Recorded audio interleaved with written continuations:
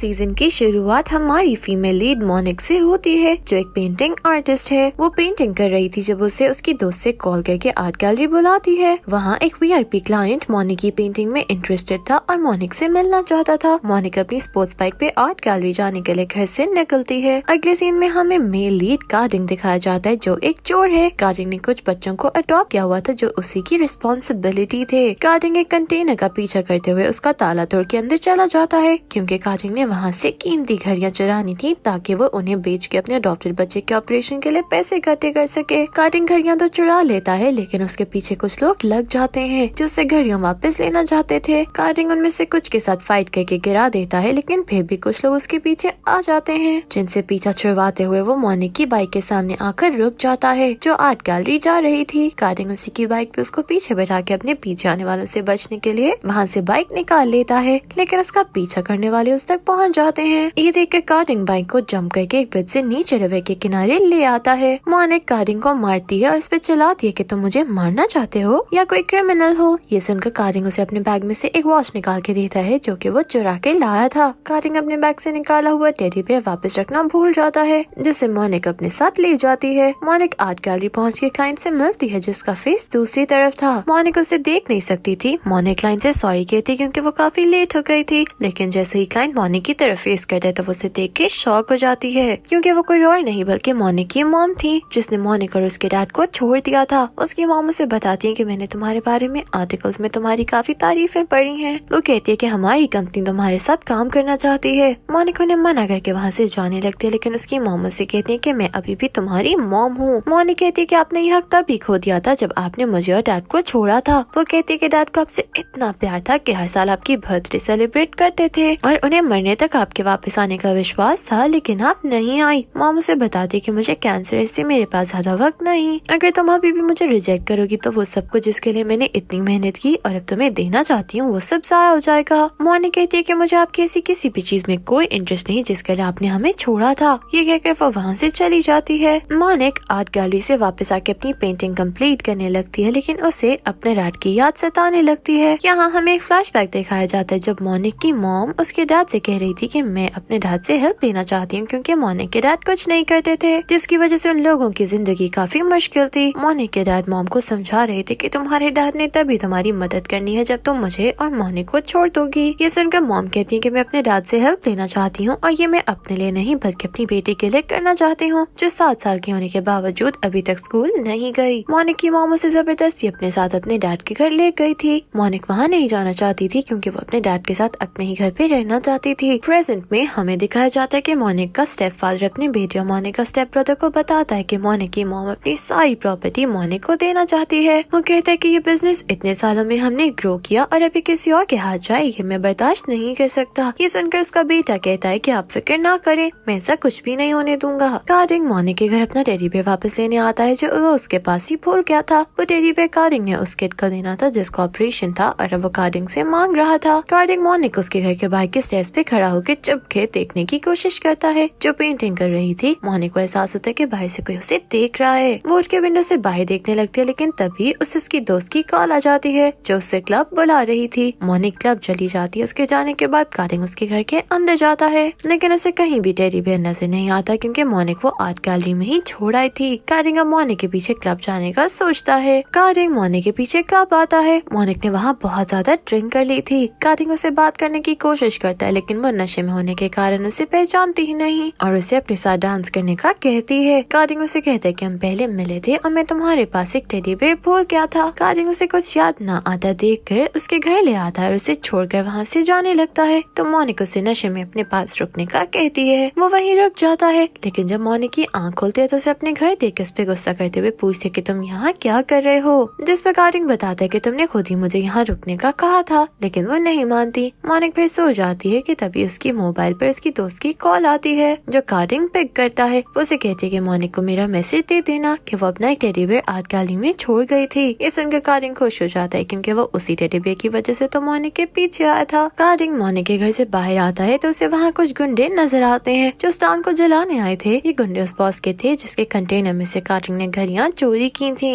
वो उन गुंडों से पीछा छुड़ाने को उनसे लड़ रहा था कि तभी टाउन के लोग कार्डिंग की मदद के लिए आ जाते हैं। अगले दिन मोनिक की आंख खुलती है तो उसे उसकी दोस्त की कॉल आती है जिसे मोनिक कहती है कि रात को मुझे घर छोड़ने के लिए थैंक्स। उसकी दोस्त बताती है कि मैंने तुम्हें घर नहीं छोड़ा था बल्कि उस लड़के ने छोड़ा था जिससे तुमने बुलाया था। ये सुन के मोनिक हैरान हो जाती है क्योंकि उसने तो किसी को नहीं बुलाया था। तभी मोनिक को अपने घर के बाहर से लोगों के बोलने की आवाजें सुनाई देती हैं जो उसे बाहर बुला रहे थे। वो सब उसे बताते हैं कि कल रात हमारे टाउन को तुम्हारे बॉयफ्रेंड ने बॉस से बचाया है। ये सुनकर मोनिक शॉक्ड हो जाती है क्योंकि उसका तो कोई बॉयफ्रेंड ही नहीं था। वो उन्हें बताती है कि मेरा कोई बॉयफ्रेंड नहीं है, लेकिन वो सब मोनिक की बात का विश्वास नहीं करते। बॉस अपने गुंडों के साथ मोनिक के टाउन आता है जहाँ टाउन के लोगों के साथ उसका ही वेट कर रही थी। वो मोनिक से कहते हैं कि मैं ये टाउन खरीद के अपने नाम करवाना चाहता हूँ, जिसमें मोनिक कहती है कि हम ये टाउन नहीं बेचना चाहते, लेकिन बॉस इस बात से पीछे नहीं हटता। वो कहते हैं कि इससे सिर्फ मुझे ही नहीं बल्कि टाउन के लोगों को भी फायदा होगा, लेकिन वो लोग उसकी बात नहीं मानते। अगले दिन मोनिक आर्ट गैलरी से वापस आने के लिए निकलती है तो एक ब्लैक कार उसको चेस करना शुरू कर देती है। ब्लैक कार मोनिक का पीछा कर रही थी। मोनिक उस कार को पीछा करते देखकर डर जाती है। जैसे ही मोनिक के खाली रोड पे पहुंचती है तो कार उसे जोर से टक्कर मारती है और वो बाइक के साथ रोड से नीचे रिवर में गिर के पानी में गायब हो जाती है। कार में से एक आदमी बाहर निकलता है और नीचे रिवर की तरफ देखता है कि कहीं मोनिक बच तो नहीं गई। फिर वो कार में बैठ के मोनिक के सौतेले भाई गिलबर्ट को कॉल करता है और इसे बताता है कि तुमने जो काम कहा था वो हो गया है। गिलबर्ट मोनिक की मॉम की सारी प्रॉपर्टी पे कब्जा करने के लिए मोनिक को मरवाना चाहता था, इसीलिए उसने किसी को हायर किया था। बॉस को उसका एम्प्लॉय आके बताता है कि उस लड़के का पता चल गया है जिसने हमारे कंटेनर में से घड़ियां चोरी की थी। वो बॉस को कार्डिंग की फोटो दिखाते तो बॉस उससे कार्डिंग की मुकम्मल जानकारी लाने का कहता है। मोनिक रिवर में से निकल के किसी तरह अपने टाउन पहुंचती है तो उसे वहाँ बॉस नजर आता है। उसे देख के मोनिक चुप जाती है। मोनिक को याद आता है कि बॉस ने उसे टाउन से जाने के बाद कॉल की थी और धमकाया था कि तुम्हारी जान जा सकती है, क्योंकि वो टाउन के लोगों को सपोर्ट कर रही थी ताकि वो टाउन ना बेचे। मोनिक को ये बात याद आती है तो उसे विश्वास हो जाता है कि वो बॉस का ही भेजा हुआ था जिसने मोनिक की बाइक को हिट किया था। मोनिक उसे वहाँ देख के डर जाती है और किसी तरह अपने घर पहुँचती है क्योंकि रिवर में गिरने की वजह से उसकी टांग पर चोट लग गई थी। अपने घर पहुँच कर वो जल्दी से अपना बैग पैक करती है क्योंकि वो यहाँ से जाना चाहती थी ताकि बॉस उसे फिर से नुकसान ना पहुँचा सके। इससे वो छुपते हुए टाउन से निकल जाती है। मोनिक बस पे ट्रैवल कर रही थी। बस एक जगह पे रुकती है तो मोनिक शॉप से खाने के लिए कुछ लेने लगती है, लेकिन तभी एक बच्चा उसका वॉलेट उसके हाथ से खींच के भाग जाता है। मोनिक वॉलेट वापस लेने के लिए उसके पीछे भागते, लेकिन वो बच्चा भाग के भी उसके पास जाता है। वो कोई और नहीं बल्कि कार्डिंग था। कार्डिंग और मोनिक एक दूसरे को पहचान नहीं सके थे क्योंकि मोनिक ने अपना गेटअप चेंज किया हुआ था और मोनिक भी परेशान होने के कारण कार्डिंग पे ज्यादा ध्यान नहीं देती। मोनिक उसे बताती कि इस बच्चे ने मेरा वॉलेट छीना है, लेकिन वो मोनिक की बात पे विश्वास नहीं करता और इसे वहाँ से वापस भेज देता है। मोनिक वापस जाती तो बस भी वहाँ से चली गई और मोनिक का बैग भी उसी में रह गया था।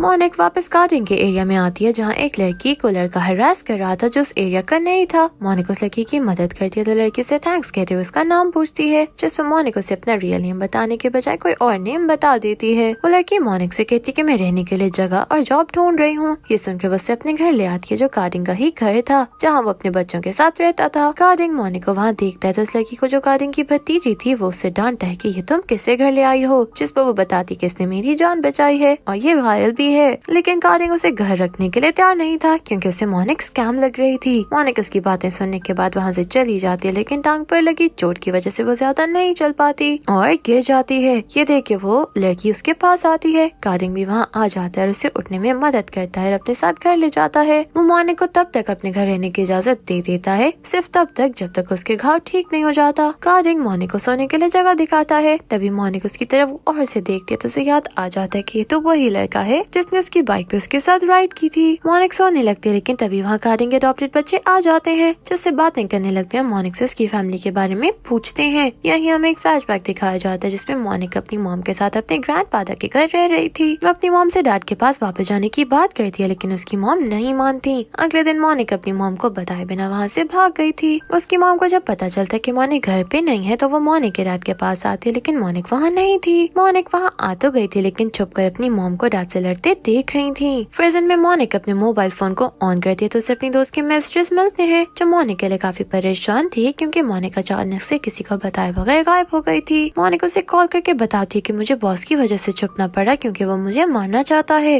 मोनिक की दोस्त के पास गिलबर्ट भी था जो उससे पूछ रहा था कि वो कहाँ है क्योंकि वो भी मोनिक को ढूंढ रहा था ताकि उसे फिर से मार सके। वो मोनिक से कहता है कि मेरा मॉम तुम्हारे लिए बहुत परेशान है, लेकिन मोनिक उसकी बात सुने बिना कॉल काट देती है क्योंकि वो उसकी हेल्प नहीं लेना चाहती है। मोनिक को कॉल पर बात करते हुए कार्डिंग के दोस्त ने सुन लिया था जो कार्डिंग के साथ ही रहता था और वो कार्डिंग को बताता है कि मैंने एक लड़की की आवाज सुनी है। ये सुनकर कार्डिंग मोनिक को दरवाजा खोलने का कहता है। मोनिक उनकी आवाजें सुनकर दरवाजा खोलती है तो कार्डिंग उससे पूछता है कि तुम्हारे साथ क्या कोई लड़की भी है, जिस पर मोनिक मना कर देती है। कारिंग उसे कहता है कि मुझे झूठ बोलने वाले पसंद नहीं, इसलिए मुझसे कुछ भी मत छुपाना। मोनिक उसे बताती है कि मैं कॉल पे अपनी दोस्त के साथ बात कर रही थी और स्पीकर ऑन होने के कारण लड़के को लगा कि उसके साथ कोई लड़की भी है। गिलबर्ट मोनिक की दोस्त को मोनिक की लोकेशन ट्रेस करने का कहता है, जिस पर वो बताती कि मोनिक का मोबाइल ऑफ है, इससे उसकी लोकेशन ट्रेस नहीं हो रही। वो गिलबर्ट को बता देती है कि मोनिक बॉस की वजह से छुपी हुई है। गिलबर्ट वहाँ से आकर मोनिक की दोस्त टेटे की पिक अपनी आदमी को दिखाता है और उसे उस पर नजर रखने का कहता है। बॉस को उसका एम्प्लॉय कारिंग के बारे में बताता है कि वो अपनी दोस्त के साथ लैपटॉप से मोबाइल से डिस्काउंट प्राइस पे बेचता है। वो बॉस को बताता है कि हमारी शिपमेंट में से कारिंग ये चीजें चोरी करता है। ये सुनकर बॉस कारिंग को पकड़ कर लाने का कहता है। मोनिक अपनी दोस्त टेटे को मिलने के लिए कारिंग के करीब मार्केट में बुलाती है। टेटे के निकलते ही ब्लैक कार वाला जो गिलबर्ट का आदमी था टेटे का पीछा करना शुरू कर देता है। टेटे मोनिक से मिलती है तो उसे देख के हैरान हो जाती है क्योंकि उसका हुलिया बिल्कुल लड़कों जैसा था। मोनिक टेटे से ऐसे मिलती है जैसे उसका बॉयफ्रेंड होता, ताकि अगर कोई टेटे के पीछे आए भी हो तो उसे यही लगे कि टेटे अपने बॉयफ्रेंड से मिलने आई है। टेटे मोनिक को कुछ पैसे देती है जो वो मोनिक की पेंटिंग्स बेच के लिए उसके लिए लाई थी। टेटे मोनिक को वापस घर चलने के लिए कहती है, लेकिन मोनिक उसकी बात नहीं मानती क्योंकि अभी वहाँ उसके लिए खतरा था। टेटे तो वहाँ से चली जाती है, लेकिन गिलबर्ट का आदमी अब मोनिक का पीछा करता है कि उसे गिलबर्ट ने कहा था कि टेटे जिससे मिलने गई है अब उसको फॉलो करो ताकि मोनिक का पता चल सके। मोनिक भी उसे देख लेती है, लेकिन किसी तरह से डॉज दे के वहाँ से निकल जाती है। बॉस के आदमी कारिंग के दोस्त को पकड़ के बॉस के सामने ले आते हैं। उसको बुरी तरह मारता है और उसे कारिंग के बारे में पूछता है, लेकिन बागली कुछ नहीं बताता। ये देखे बॉस उसके मोबाइल से कारिंग को कॉल करता है, उसे धमकाता है कि अगर तुम अभी यहाँ मेरे पास ना आए तो मैं तुम्हारे दोस्त के टुकड़े कर दूंगा। कारिंग अपने दोस्त को बचाने बॉस की बिल्डिंग में जाता है। वहाँ कारिंग बॉस के आदमियों के साथ फाइट करके अपने दोस्त को निकाल लाता है। कारिंग वहाँ से किसी की कार चुरा के आता है, लेकिन बॉस भी कारिंग का पीछा करने लगता है और उस पर फायरिंग भी करता है, लेकिन कारिंग बॉस को डॉज देकर निकल जाता है। मोनिक कारिंग के घर आती है तो घर की हालत देख के वो घर की सफाई करती है, फिर खाना बनाती है। कारिंग के बच्चे स्कूल से वापस आते हैं तो घर को देख के हैरान हो जाते हैं क्योंकि ये वही घर था जहाँ कभी सफाई का नाम भी नहीं लिया जाता। मोनिक बच्चों को खाना खिलाती है, लेकिन खाने में एक सॉस से एक बच्चे को एलर्जी हो जाती है और उसकी हालत खराब हो जाती है। ये देख के मोनिक उसे जल्दी से हॉस्पिटल लेके जाती है। मोनिक उस बच्चे को लेके घर जा रही थी तभी वहाँ कारिंग भी आ जाता है और मोनिक से कहता है कि तुम अब मेरे घर नहीं रह सकती। मोनिक कहती है कि मैं अपना सामान लेने के बाद तुम्हारे घर से चली जाऊंगी। मोनिक कारिंग के बच्चों को गुड बाय बोलकर वहाँ से जाने लगती है, लेकिन तभी वो देखती है कारिंग की शर्ट पर ब्लड लगा हुआ था। मोनिक बाहर से बैंडेज का सामान लाके कारिंग की बैंडेज करती है। कारिंग सो जाता है तो मोनिक उसके पास ही रुक जाती है। कुछ देर बाद वो कारिंग को देखती है तो उसे काफी तेज बुखार हुआ था। मोनिक उससे पट्टियां करती है। कारिंग नींद में होने की वजह से कारिंग को हक कर लेता है। वो दोनों वहीं सो जाते हैं। अगली सुबह कारिंग और मोनिक अभी तक वैसे ही सोए हुए थे। तभी बाहर से एक लड़की आती है जो कारिंग को पसंद करती थी। वो कारिंग को मोनिक के साथ सोया देख के चीख मारती है, जिस कारण दोनों ही उठ जाते हैं, एक दूसरे को यूं देख के हैरान हो जाते हैं। सब मोनिक पे शक करते हैं कि वो एक गे है क्योंकि मोनिक ने सबसे अपनी आइडेंटिटी छुपाई थी। मोनिक वहाँ से जाने लगती लेकिन कारिंग उसे रोक लेता है। मोनिक कारिंग के घर का रेंट पे करती है क्योंकि कारिंग के पास पैसे नहीं थे। कारिंग उसे कहते है कि मैं ये पैसे तुम्हें वापस कर दूंगा। ये सुनकर मोनिक उसे कहती है कि कोशिश करना सीधे तरीके से पैसे अर्न करके वापस करना, क्योंकि मोनिक को भी पता था कि कारिंग एक चोर है। कारिंग उसे कहता है कि तुम ऐसे बात कर रही हो जैसे मैं बहुत बुरा इंसान हूँ। मोनिक कहती है कि मैं तुम्हें हर्ट करना नहीं चाहती, लेकिन अगर बच्चों को पता चला कि तुम पैसे कैसे कमाते हो तो क्या वो खुश होंगे? अगर उन्होंने भी चोरियां करना शुरू कर दी तो तुम्हें कैसा लगेगा? ये सुनकर कारिंग उसे कोई जवाब दिए बिना वहाँ से चला जाता है। मोनिक को टेटे की कॉल आती है जो उसे बताती है कि तुम्हारी मॉम ठीक नहीं है। ये सुनकर मोनिक अपनी दोस्त से मिलने जाती है। टेटे उसे बताती है कि तुम्हारी मॉम को डॉक्टर्स ने कहा है कि वो काफी बुरी सिचुएशन में है, इससे तुम्हें उनसे मिलना चाहिए। लेकिन मोनिक कहती है कि वो ठीक हो जाएंगी क्योंकि उनके पास पैसा है। कारिंग को पुलिस स्टेशन से कॉल आती है जहाँ उसका एक बच्चा चोरी के इल्जाम में पकड़ा गया था। ये वही बच्चा था जिसने मोनिक का वॉलेट भी चुराया था। कारिंग वहाँ जाता है तो उसे पता चलता है कि उसके बैग में से 4 वॉलेट्स मिले हैं। कारिंग उसे घर लाके डांटने लगता है, लेकिन मोनिक उसे एक एक रोक देती है कि बच्चों को प्यार से डील करना चाहिए। मोनिक उस बच्चे से पूछते है कि तुमने ऐसा क्यों किया? वो कह देता है कि मैं अपनी मॉम के पास वापस जाना चाहता हूँ। ये सुनकर मोनिक उसे कहती है कि मैं तुम्हें समझ सकती हूँ क्योंकि मैं भी एक ब्रोकन फैमिली से हूँ, लेकिन तुम्हें होप नहीं छोड़नी चाहिए। मोनिक की बातें सुनकर वो वादा करता है कि मैं वैसा कुछ नहीं करूँगा। रात को मोनिक कारिंग और उसके दोस्त के साथ क्लब आती है जहाँ वो ड्रिंक करते हैं। कारिंग के पास एक लड़की बैठी हुई थी जिसे देख के मोनिक जेलस हो रही थी। वो ड्रिंक बॉटल जानबूझ के गिरा देती है ताकि वो लड़की कारिंग से दूर हो जाए और ऐसा ही होता है। मोनिक वहाँ से उठ के बाहर आती है तो कारिंग भी उसके पीछे आ जाता है। मोनिक उसे कहती है कि अगर उस लड़की की जगह जिसके साथ तुम फ्लर्ट कर रहे थे तुम्हारी अपनी बेटी हो तो तुम्हें कैसा फील होगा? ये सुन के कारिंग शर्मिंदा होने लगता है। मोनिक की मॉम गिलबर्ट से पूछती है कि तुमने अभी तक मोनिक के बारे में कुछ नहीं बताया, वो कहाँ है? गिलबर्ट कहता है कि मैं उसे ढूंढने की कोशिश कर रहा हूँ, लेकिन मुझे साथ साथ बिजनेस भी देखना होता है और अपनी प्रमोशन भी करवानी है। ये सुनकर मोनिक की मॉम उसे कहती है कि पहले मोनिक को ढूंढो क्योंकि ये बिजनेस मेरा है और तुम्हें प्रमोशन तभी मिलेगी जब तुम मुझे अपने काम से खुश करोगे। गिलबर्ट किनारे से बताते हैं कि अगर मोनिक नहीं मिली तो उसकी मॉम सारी प्रॉपर्टी डोनेट कर देंगी। उसे कहता है कि तुम्हें ये प्रॉपर्टी लेने के लिए जो भी करना पड़ता है करो, अपनी मॉम का ट्रस्ट जीतो ताकि उनके क्लोज होकर उससे प्रॉपर्टी अपने नाम करवा सको।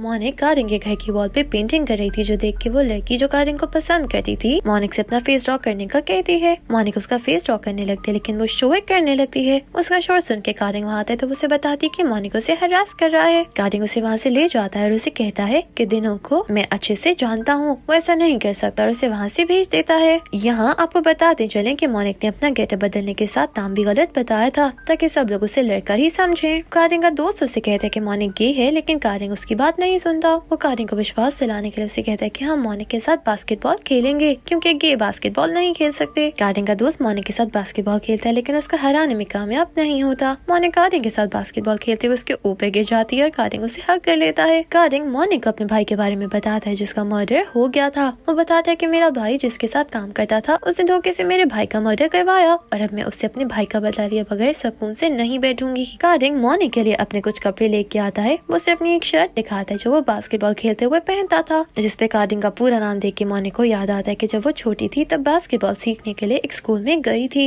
लेकिन वहाँ से बॉयज को ही बास्केटबॉल सिखाई जाती थी। ये देख के उसके डैड ने उसका गेटअप लड़कों जैसा कर दिया था और वहीं उसके साथ कारिंग भी बास्केटबॉल खेलता था। फ्लैशबैक का एक सीन दिखाया जाता है जब कारिंग के भाई की मर्डर किया गया था। मर्डर करवाने में कोई और नहीं बल्कि मोनिक का सौतेला भाई गिलबर्ट था। कारिंग अपने दोस्त और मोनिक के साथ बॉस की शिपमेंट से कीमती घड़ियां चुराने जाता है। मोनिक उसे कहती है कि मैं चोर नहीं हूँ इसलिए मैं ये काम नहीं करूँगा। कारिंग उसे कहता है कि ये मैं अपने लिए नहीं बल्कि अपनी भतीजे के लिए कर रहा हूँ जिसे अपनी स्टडी के लिए पैसों की जरूरत है। वो लोग बॉस की बिल्डिंग में तो पहुँच जाते हैं लेकिन वहाँ घड़ियां चुराने से पहले उनका सामना बॉस और उसके आदमियों से हो जाता है जो उन्हें पकड़ने की काफी कोशिश करते हैं। वो किसी तरह बॉस से जान बचा के निकलते हैं लेकिन इस फाइट में कारिंग जख्मी हो जाता है। मोनिक अपनी दोस्त को कॉल पर बताती है कि उसके साथ क्या हुआ। वो मोनिक को वापस आने का कहती है लेकिन मोनिक नहीं मानती। वो कहती है कि तुम कारिंग को पसंद करती हो इसलिए तुम वापस नहीं आना चाहती, जिस पे मोनिक कहती है कि मुझे इन बच्चों के साथ रहने की आदत हो गई है इसलिए मैं वापस नहीं आना चाहती। मोनिक कारिंग को बताए बगैर उसका घर छोड़ आती है और उसके लिए एक लेटर छोड़ाती है जिसे पढ़ने के बाद कारिंग बाहर आता है ताकि मोनिक के वापस ला सके। वो मोनिक को टैक्सी में बैठे देख लेता है और उसकी टैक्सी के पीछे भागने लगता है।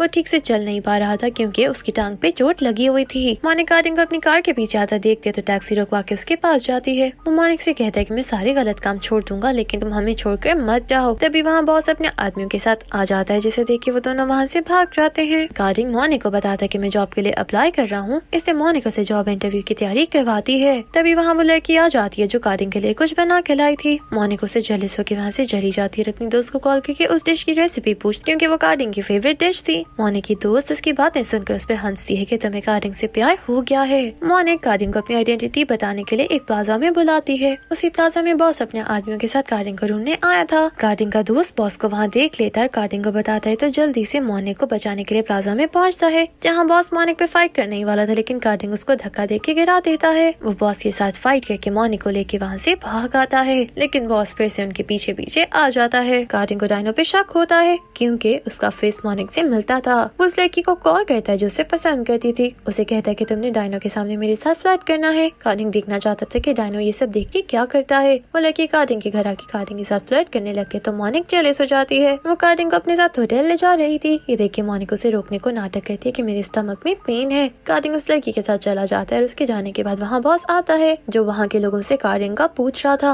मोनिक उसे देख के चुप जाती है। कारिंग को कॉल करके बॉस के आने का बताती है तो कारिंग वापस आ जाता है। मोनिक को एक एंटी फेस्टिवल में गे कम्युनिटी को रिप्रेजेंट करने की रिक्वेस्ट करती है क्योंकि सब उसे गे ही समझते थे। मोनिक भी उसकी बात मान लेती है। कारिंग फेस्टिवल में मोनिक को देख के पहचान जाता है जो गे कम्युनिटी को रिप्रेजेंट करने के लिए अपने असल हुलिये में आई हुई थी। तभी उसे बॉस के आदमी कारिंग को बेहोश करके बॉस के पास ले आते हैं लेकिन वो वहाँ से फिर भाग के वापस फेस्टिवल में आ जाता है। फेस्टिवल में गिलबर्ट का आदमी आता है और मोनिक को वहाँ देख के उसे गोली मारने लगता है लेकिन कारिंग का दोस्त उसे धक्का देके मोनिक पे फायर करने से रोक देता है। वो सब वहाँ से भाग जाते हैं। वो आदमी भी उनके पीछे आता है और कारिंग के दोस्त को गोलियां मारता है। तब तक मोनिक वहाँ पुलिस को ले आती है तो वो आदमी भाग जाता है। मोनिक अपनी दोस्त टेटे के साथ कारिंग के दोस्त को लेके हॉस्पिटल आती है। कारिंग भी वहाँ आ जाता है। मोनिक अभी तक उसी ड्रेस में थी जो उसने फेस्टिवल के लिए पहना था। कारिंग उसे देख के कहते हैं कि तुम्हें देख के मुझे एक लड़की याद आ रही है जिसे मैं एक क्लब में मिला था। मोनिक समझ आती है कि वो उसी के बारे में बात कर रहा है। इससे पहले कि वो कुछ जवाब जवाब देती उनको कारिंग के दोस्त की डेथ की खबर मिलती है। कारिंग अपने दोस्त का बदला लेने के लिए जा रहा था लेकिन मोनिका उसे रोक देती है। कारिंग बाद में उसे थैंक्स बोलता है जिस पर मोनिका उसे कहती है कि मैं तुम्हारे दोस्त की विश पूरी कर रहा हूँ। उसने कहा था कि तुम्हारा ख्याल रखूं। वो उसे बताती है कि तुम्हारे दोस्त ने मुझे बताया था कि तुम मुझे लाइक करते हो। तो कारिंग कहता है कि मैं तुम्हें एज अ फ्रेंड लाइक करता हूँ। कारिंग को मोनिका के बारे में पता चल जाता है कि वो लड़का नहीं बल्कि लड़की है, जिस पर कारिंग को गुस्सा आता है लेकिन मोनिका उसे सारी बात बताती है कि मैं अपनी आइडेंटिटी छुपाना चाहती थी क्योंकि मुझे बॉस से खतरा था। उधर मोनिका की मॉम को पता चल जाता है कि गिलबर्ट उन्हें धोखा दे रहा है तो मॉम उसे कंपनी में आने से रोक देती है।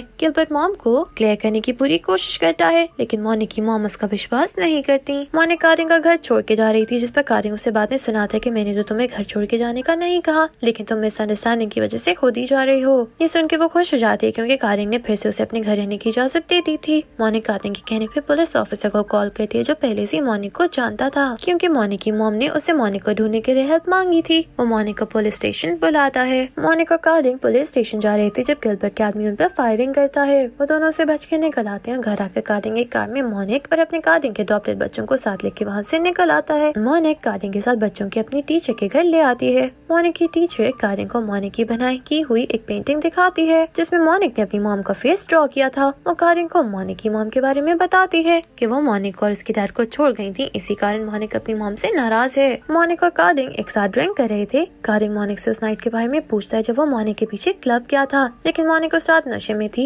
इसलिए उसको याद ही नहीं था कि वो कारिंग के साथ थी। कारिंग उसकी बातें सुनकर उसे किस करने लगता है लेकिन तभी वहाँ एक बच्चा जाता है जो मोनिका को बुला रहा था। गिलबर्ट का आदमी एलेक्स जो कारिंग और मोनिका को ढूंढ रहा था वो उस कार को देख लेता है जिसमें मोनिका और कारिंग आए थे। वो अपनी टीम लेके वहाँ पहुँच जाता है जहाँ कारिंग मोनिका को गन चलाने की प्रैक्टिस करवा रहा था। कारिंग और मोनिका से देख के वहाँ से भागने की कोशिश करते हैं लेकिन एलेक्स उन तक पहुँच जाता है। एलेक्स कारिंग से डील बनाने की कोशिश करता है और उसे कहता है कि तुम मुझे मोनिका दे दो, उसे लेकर मैं तुम्हें बिना कोई नुकसान पहुँचाए चला जाऊंगा। कारिंग कहता है कि मैं ऐसा नहीं होने दूंगा तो वो गन निकाल लेता है। मोनिका जो छुपी हुई थी ये देख के वो सामने आ जाती है ताकि एलेक्स कारिंग को नुकसान न पहुँचाए। तब तक वहाँ मोनिका की मॉम भी पुलिस के साथ आ जाती है लेकिन तभी एलेक्स सबका ध्यान हटते देख कर मोनिका को पकड़ लेता है और गन पॉइंट पर अपने साथ वहाँ से ले जाना चाहता था। मोनिका उसे झटका देकर खुद से अलग करती है और भाग के अपनी मॉम को हक कर लेती है क्योंकि उसकी मॉम उसे बचाने ही आई थी। कारिंग पुलिस ऑफिसर से मिलता है, पूछता है कि तुम्हें एलेक्स मिला। ऑफिसर नहीं कहते तो कारिंग पूछता है कि एलेक्स मोनिका के पीछे क्यों पड़ा हुआ है, जिस पर ऑफिसर कहते हैं कि मोनिका की मॉम की कंपनी में कोई गैर कानूनी काम कर रहा था। उसी बात का बदला लेने के लिए एलेक्स मोनिका के पीछे है ताकि उसे नुकसान पहुँचाकर मॉम से बदला ले सके। कारिंग इस सुनकर ऑफिस को बताता है कि इसी ने मेरे भाई का खून किया, इसलिए मैं भी इससे अपने भाई का बदला लेना चाहता हूँ। मोनिका की मॉम ने उसके लिए थैंक्सगिविंग पार्टी अरेंज की थी जिसमें मोनिका ने कारिंग और उसके बच्चों को भी इनवाइट किया था। कारिंग अपने बच्चों के साथ मोनिका की पार्टी पे आता है लेकिन उसे रिसीव करने बाहर कोई नहीं आता तो कारिंग वापस जाने का सोचता है लेकिन एक बच्चा भाग के अंदर जाता है और एक टेबल गिरा देता है। कारिंग उसके पीछे आता है तो गिलबर्ट गार्ड्स को कह के कारिंग को वहाँ से निकलवा रहा था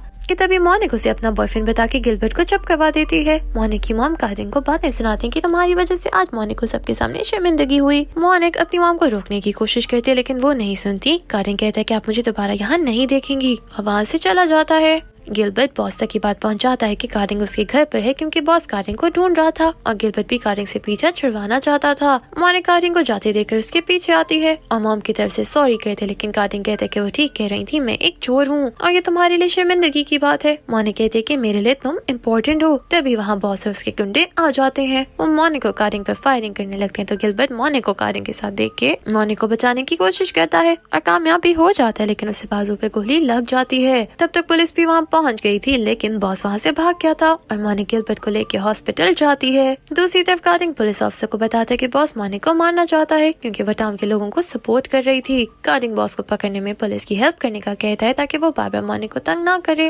अगले दिन मोनिका की मॉम उसे कारिंग को बातें सुनाने वाली बात पे सॉरी करती है। वो मोनिका से कहती है कि मेरे पास कारिंग के लिए एक ऑफर है। मोनिका और उसकी मॉम कारिंग के घर आते हैं। मोनिका की मॉम कारिंग को ऑफर देती है कि वो मोनिका ड्राइवर बन के हमारे साथ काम कर सकता है लेकिन कारिंग को उनकी बात बहुत बुरी लगती है। मोनिका उसे अकेले में बात करती है और उसे कहती है कि इस जॉब से सिर्फ तुम्हें ही नहीं बल्कि बच्चों को भी फायदा होगा। वो कहती है कि मैं तुम्हारी हेल्प करना चाहती हूँ जैसे तुमने डायनो की हेल्प की थी। उसके बाद सुन के कारिंग मान जाता है। गिलबर्ट हॉस्पिटल से वापस आता है तो उसके हाथ में फूल थे जो वो मोनिका को देता है जिसे देख के कारिंग जेलस हो जाता है। वो कारिंग के साथ कहीं जा रही थी कि तभी कारिंग उससे पूछता है क्या गिलबर्ट तुम्हारे साथ रिलेशनशिप में आना चाहता है, जिस पर मोनिका उसे तंग करने को कहती है कि इसमें कुछ गलत भी नहीं और ये सुन के कारिंग फिर से जेलस हो जाता है। कारिंग और मोनिका एक रेस्टोरेंट में आए हैं जहाँ कारिंग मोनिका अपना लव कन्फेस करता है। वो मोनिक से कहता है कि मैं प्रूफ कर दूंगा कि मैं तुम्हें डिजर्व करता हूँ। कार्डिंग और मोनिक किस करने लगते हैं, लेकिन एक वेटर आके रंग में भंग डाल देता है और मोनिक उसकी टेबल का बताने लगता है। गिलबर्ट और बॉस के दरमियान एक डील होती है। गिलबर्ट बॉस से कार्डिंग को मारने का कहता है क्योंकि गिलबर्ट मोनिक से शादी करके उसकी मॉम की प्रॉपर्टी पर कब्जा करना चाहता था।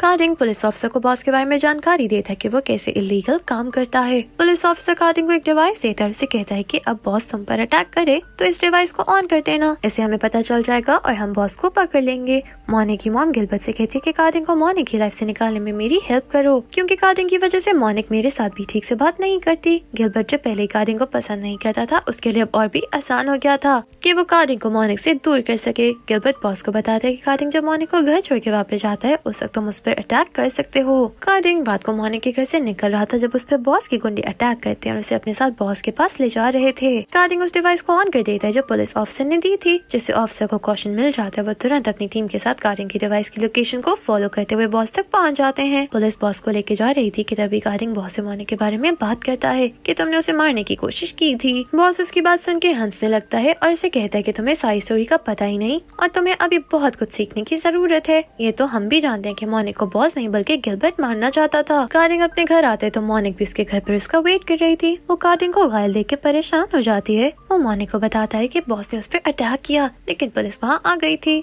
कार्डिंग उससे पूछता है क्या बॉस के अलावा भी कोई तुम्हें मारना चाहता है, तो मोनिक उसकी बात सुन के हैरान हो जाती है। मोनिक और कार्डिंग वापस घर आते हैं तो मोनिक मॉम को बताती है कि बॉस ने कार्डिंग पर अटैक किया था। ये सुन के मॉम कार्डिंग से कहती है कि तुम अब मेरी बेटी से दूर हो जाओ क्योंकि तुम्हारी वजह से इसकी जिंदगी भी खतरे में है। तभी मॉम की तबीयत खराब हो जाती है तो मोनिक और कार्डिंग उनको हॉस्पिटल ले आते हैं। मोनिक फिर से कार्डिंग को मॉम के बुरे बर्ताव के लिए सॉरी कहती है, लेकिन कार्डिंग कहते हैं कि तुम्हारी मॉम ठीक कहती है। मोनिक घर से मॉम की फाइल्स देने के लिए आती है, लेकिन उसे उन फाइल्स में मॉम की उस आदमी के साथ परिचय मिलती है जिसे गिलबर्ट ने उनके पीछे लगाया था। ये देख के वो शॉक हो जाती है क्योंकि ये मोनिक को मारना चाहता था। ये पिक्चर गिलबर्ट ने मॉम की फाइल्स में रखवाई थी ताकि मोनिक उसे देख के मॉम पे शक करे। वो मॉम की केयरटेकर से उस पिक्चर के बारे में पूछते, लेकिन वो कहते कभी मैं नहीं बता सकती क्योंकि सच जानने के बाद आप अपनी मॉम को छोड़ देंगी।